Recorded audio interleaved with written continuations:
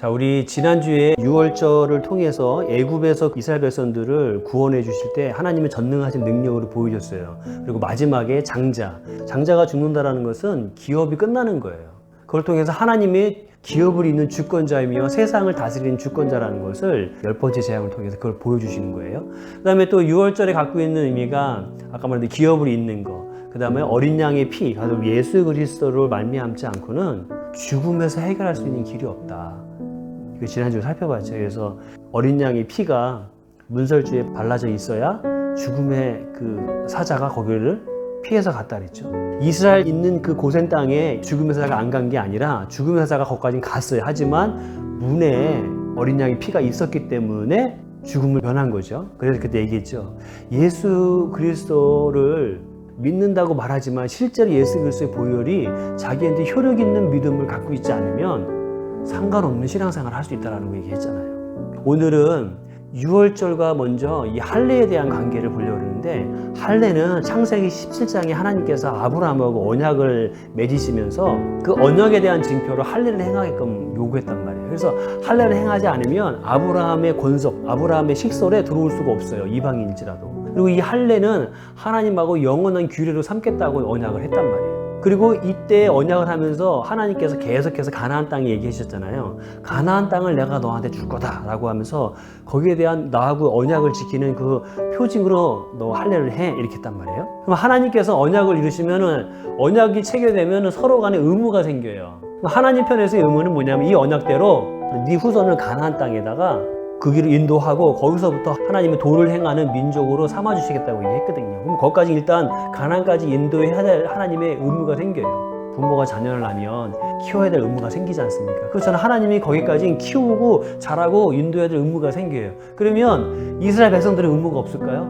의무가 있어요. 그 중에 하나가 뭐냐면 할례인 거예요. 할례를 행하게 한 그 마음을 행하게 대한 원래 의미가 뭐라 그랬어요? 할례는 마음의 할지니 이렇게 했었잖아요.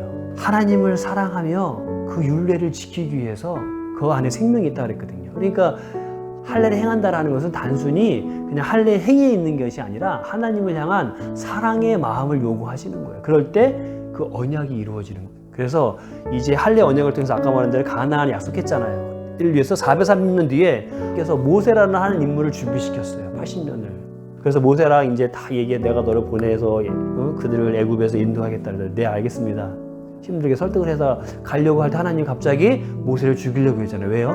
아들을 할례하지 않았기 때문에. 하나님은 언약을 지키기 위해서 지금 출애굽하여 가나안에 빨리 데리고 가기로 부모 약속을 지켰잖아요. 하려고 하잖아요. 근데 이거를 지키기 위해서 이스라엘 백성에서의 의무가 있었다 그러잖아요. 할례. 근데 모세가 자녀가 할례를 행하지 않았어요. 말이 안 되는 거예요. 하나님은 하나님의 의무를 지키는데 너는 왜 너의 의무를 안 지켜? 그래서 죽이려고 했다가 10%가 그걸 알고 할례를 행해서 죽으면서 면했잖아요. 그 상징적인 의미가 있는 거예요. 갑자기 그 얘기 거기 왜 나와요? 하나님의 이 의무를 하는 데 있어서 이 할례를 행하게 했잖아요. 근데 할례를 행하고 끝나는 게 아니라 이 유월절은 출애굽의 시작에 있어서 할례를 요구했던 것처럼 출애굽하는 마지막 결정적인 사건이 바로 유월절 장자가 죽는 거잖아요.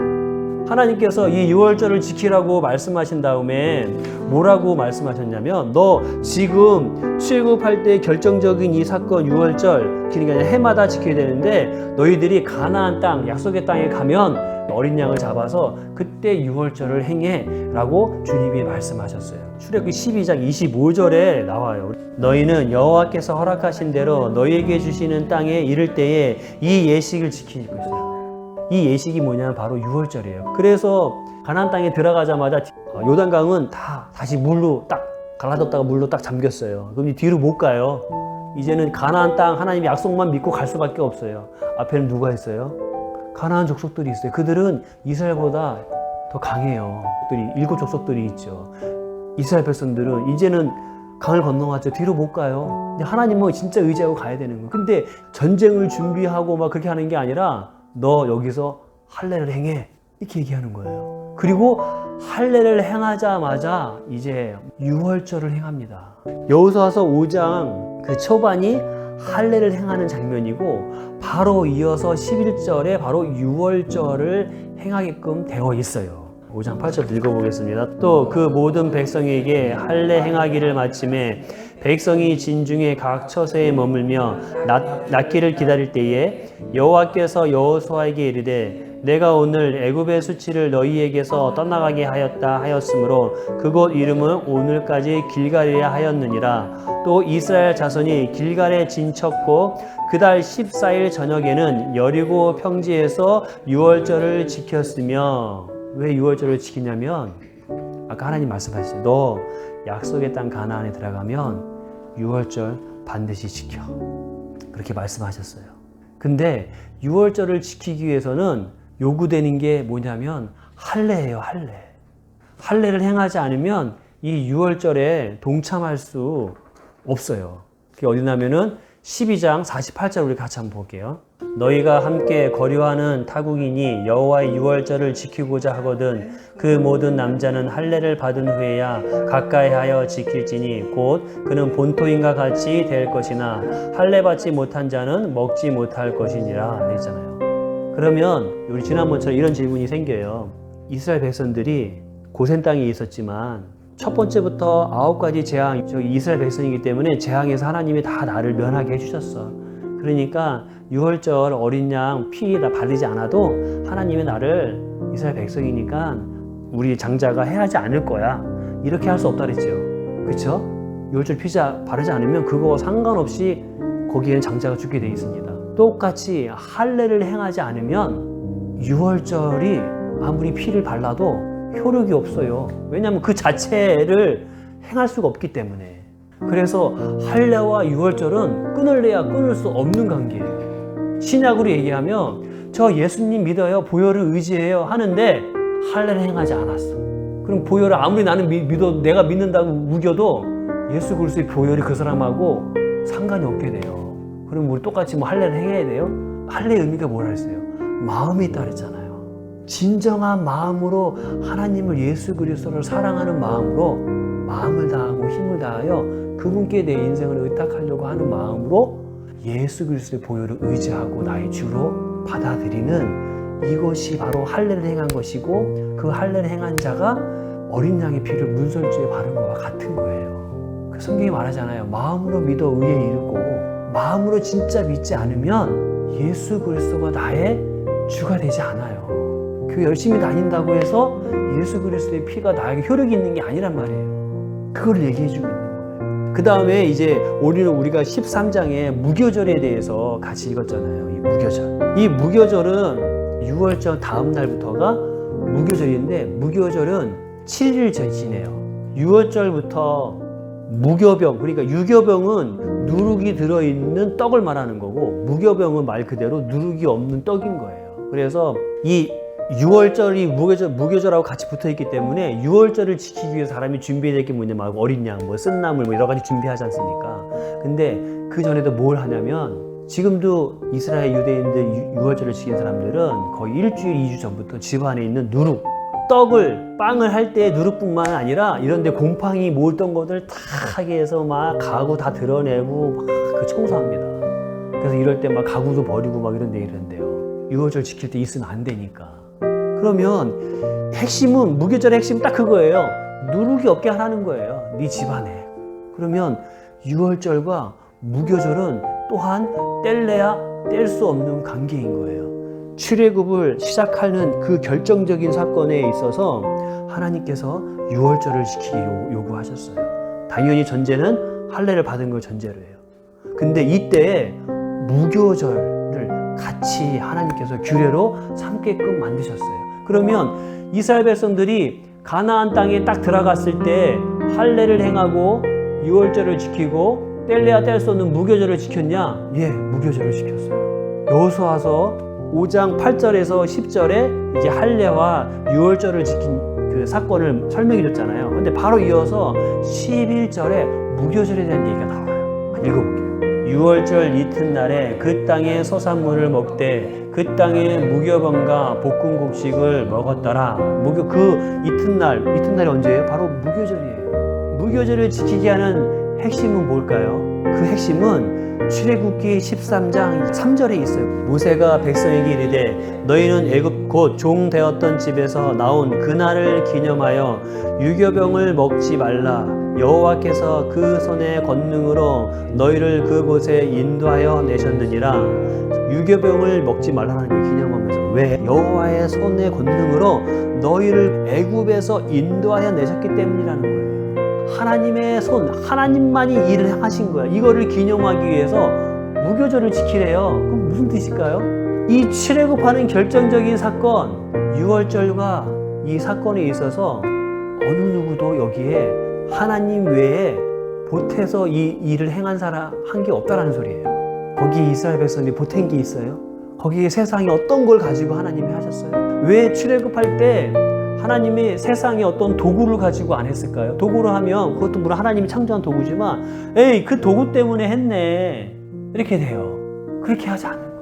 하나님의 사람의 손으로도 행하지 않고 하나님이 만든 피조물 어떤 걸로 가지고도 하지 않았어요. 전적으로 하나님의 손으로 하신 거예요. 거기에는 어떤 것도 보탬이 없는 거예요. 그래서 누룩은 보탬이잖아요. 빵이 막 부풀잖아요. 맛도 있고, 예? 커지기도 하고 보태잖아요. 상징적인 거예요. 누룩을 얻게 해. 아무것도 여기 보태지 마. 하나님의 너희들 구원한 사건은 철저하게 하나님이 하신 사건이야. 그래서 6월절부터 무교병을 먹게 써 있어요. 너희는 6월절 그날부터 무교병을 쓴나물하고 같이 먹을지니라. 그리고 어린 양의 피는 뭘 의미합니까? 생명이에요. 이 너희를 구원한 이 사건은 생명의 값으로 삼은 거야. 어린 양 예수 그리스도의 십자가지 않습니까?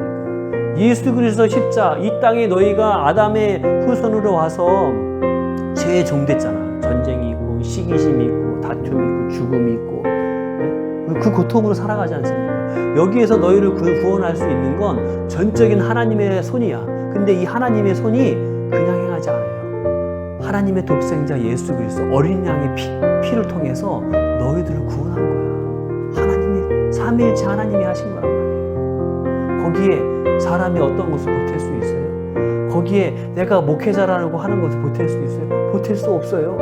내가 하나님 은사를 받았는데요, 이 은사를 보탤 수 없어요. 거기에 모세의 능력이 거기 보탰어요? 아무것도 없어요.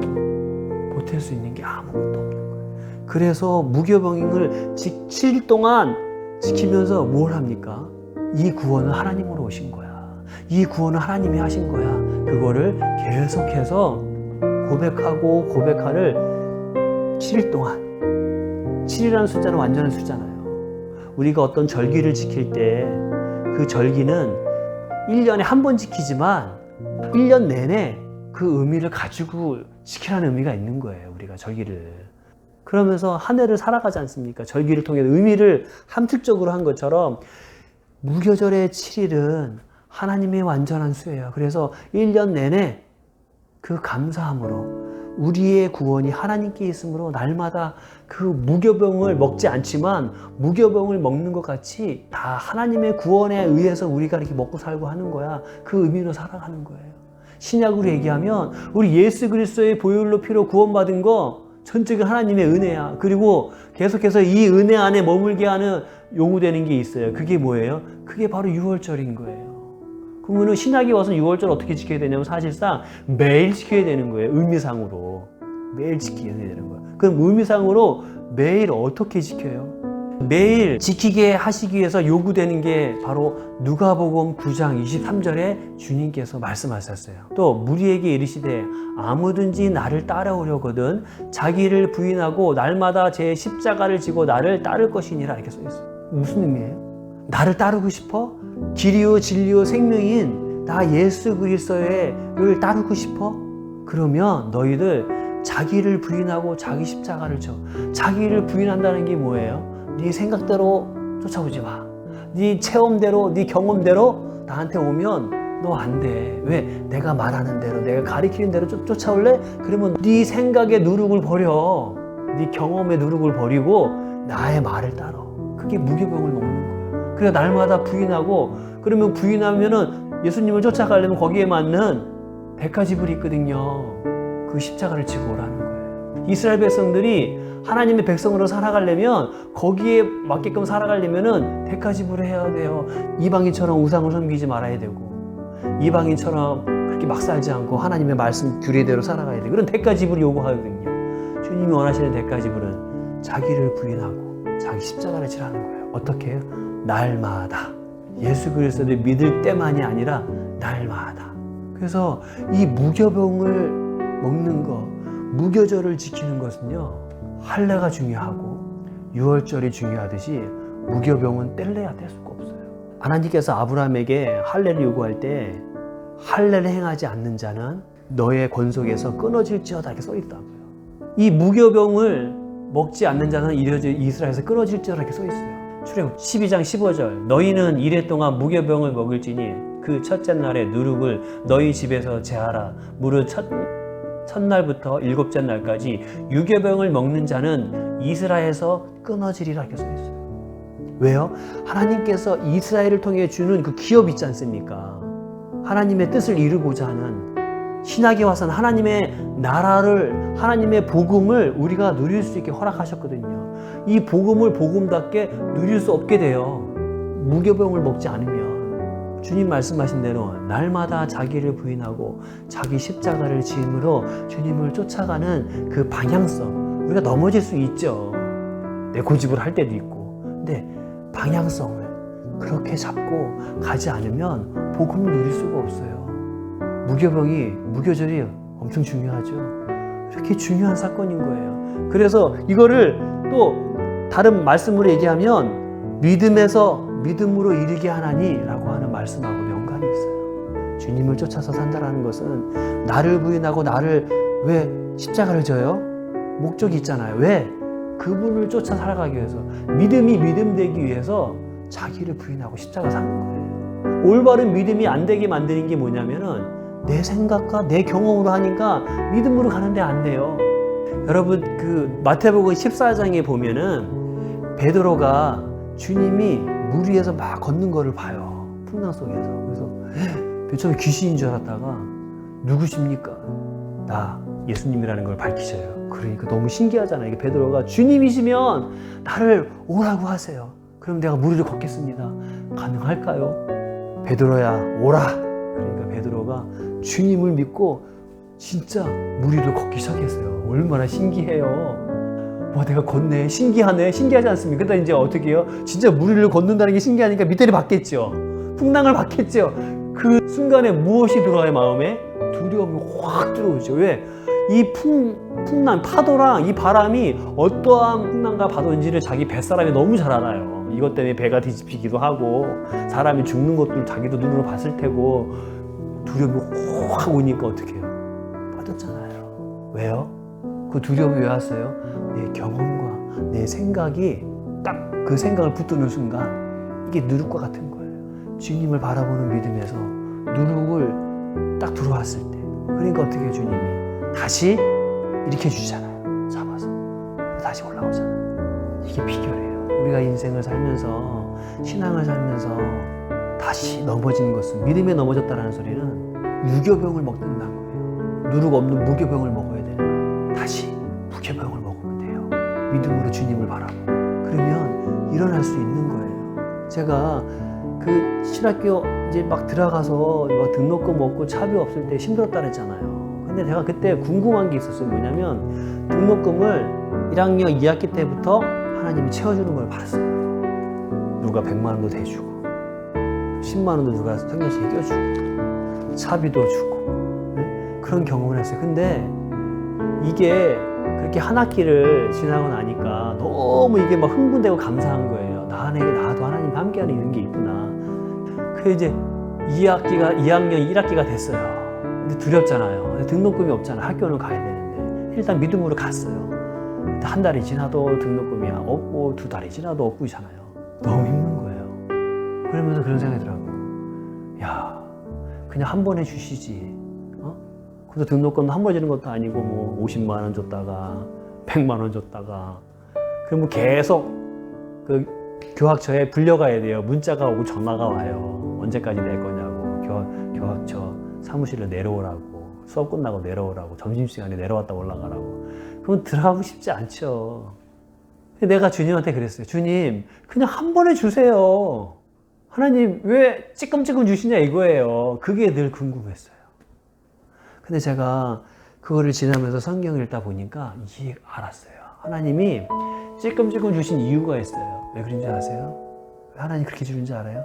이걸 좀 더 확대해서 해석하면 우리 인생에서 어려움이 있을 때 하나님이 그냥 한 번에 딱 해결이 끝나면 되는데 막 기도하고 뭐 하나 해결하면 끝난 게 아니에요. 또 여기 또 있어요. 그러면 더 지나면 또 있어요. 왜 그러냐면 간단해요.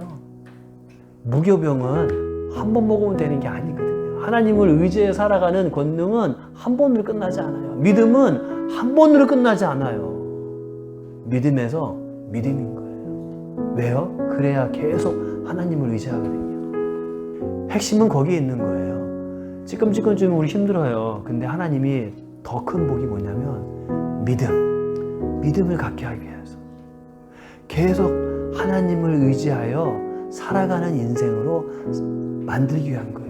그게 참된 이스라엘 백성으로 만드는 길이에요. 그래서 하나님이 네 마음을 다하고 뜻을 다하고 힘을 다한 그 할례를 요구하신 거예요. 그리고 네 인생을 예수 그리스도에게 의탁해라. 그리고 날마다 무교병을 먹으며 자기를 부인하고 자기 십자가를 지고 따라라. 그게 하나님의 나라를 경험하고 복음의 능력을 경험하는 결정적인 키인 거예요. 그거 안에서 기도하고 그거 안에서 선교하고 구제하고 그거 안에서 신앙생활하는 게 핵심이에요. 성경이 계속해서 그걸 말해요. 우리가 이 시간에 기도할 때 하나님 할례와 유월절과 무교절에 대한 의미를 배웠어요. 하나님 이게 내 삶 안에 이제 딱 정착될 수 있도록 나의 습관이 되어질 수 있도록 내 삶에서 그렇게 의지하며 나아갈 수 있도록 하나님 함께 해주십시오.